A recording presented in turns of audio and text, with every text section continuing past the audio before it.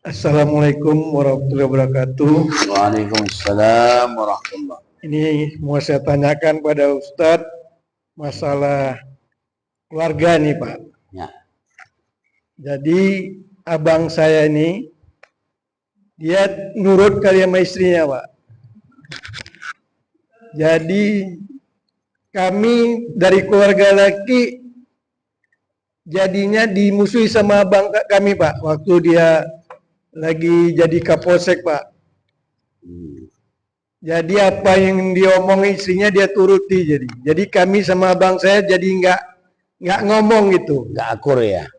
Nah, jadi apakah berdosa kami Pak yang kami musuh ini?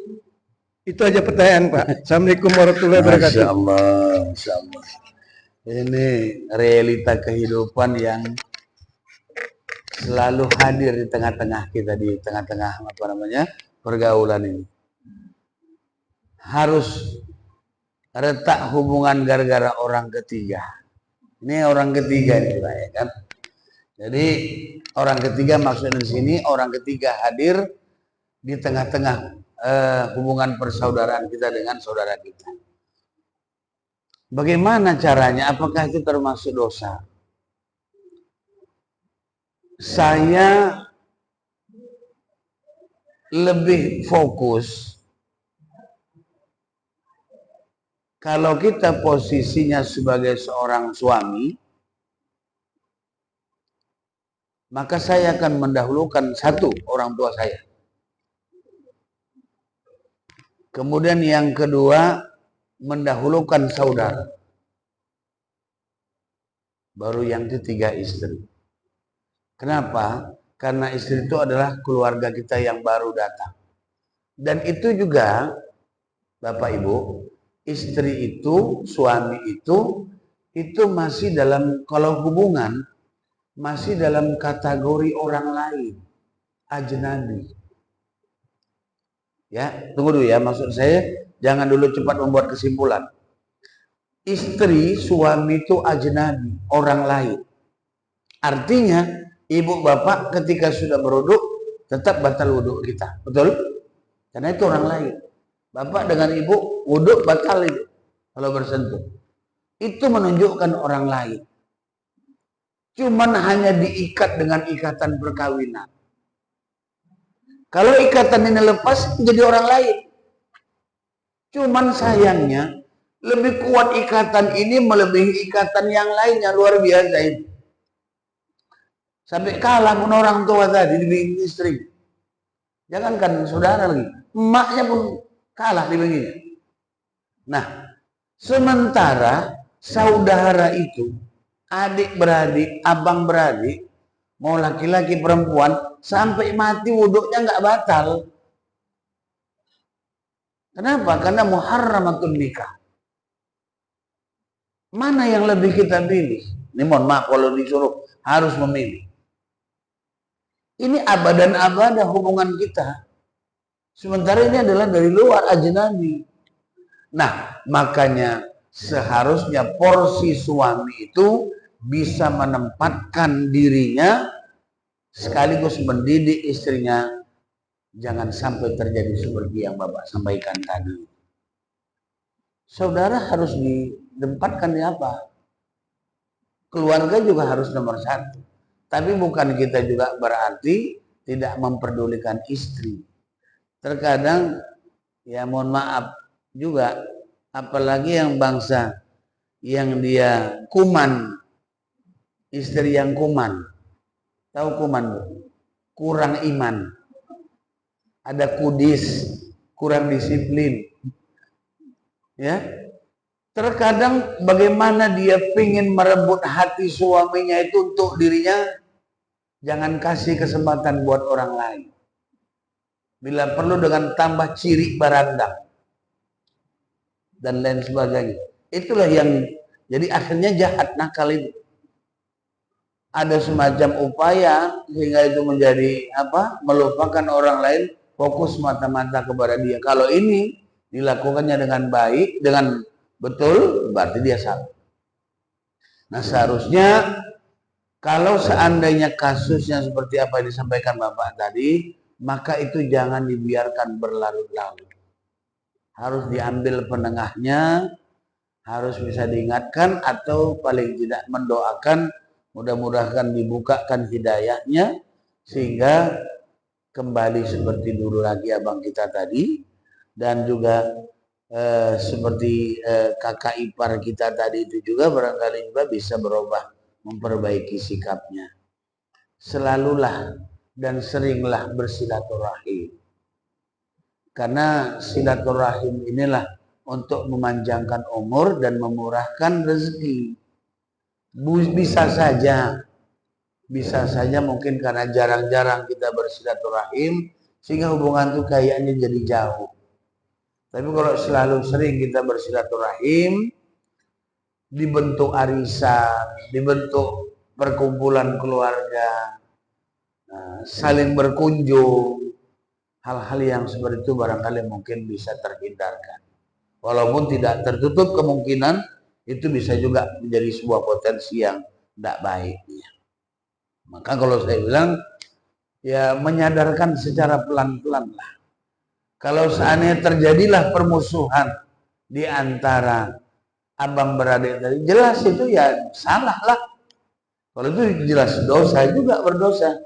Karena yang namanya ismun, permusuhan itu dilarang dalam agama kita. Dan Allah melarang hal yang demikian itu. Makanya lebih bagus menghindar lebih baik untuk tidak menambah menambah musuh. Bagaimana upaya kita bisa ya merajut kembali silaturahmi tadi dari gak cakapan, SKT gara-gara itu, ya kan? Gak mau nengok rumahnya aja pun marah, gak nengok orangnya nih. Ayamnya main-main ke rumah pagar awak, ngamuk.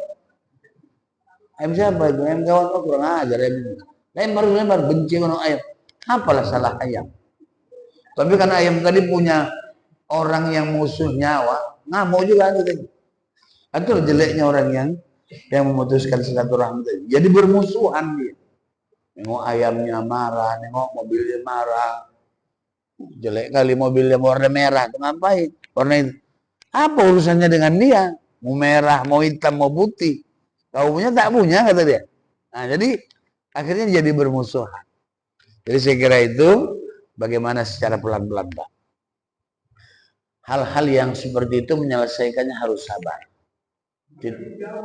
Ya, artinya Bapak berusaha tetap berkomunikasi dengan baik. Kalau kita sudah berupaya, tapi yang bersangkutan juga tidak mau juga berkomunikasi, berarti bukan salah kita. Tapi sebagai saudara, paling tidak kita menolong saudara kita tadi dengan mendoakannya kepada Allah, mudah-mudahan dibukakan hatinya. Hanya itulah paling bisa. Iya. Artinya masih hubungan tadi masih juga kurang. Ya, artinya bisa jadi itu saling menjaga dulu. Tapi perlu juga yang namanya menyambung silaturahmi itu kan tidak harus panjang, Pak. Assalamualaikum, apa kabar? Sehat abang Anda ya? Cukup.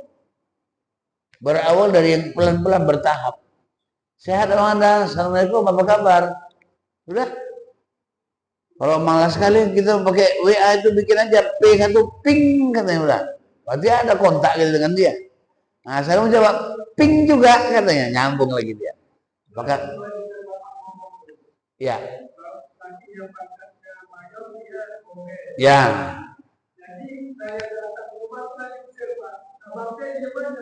Ya, nah itu.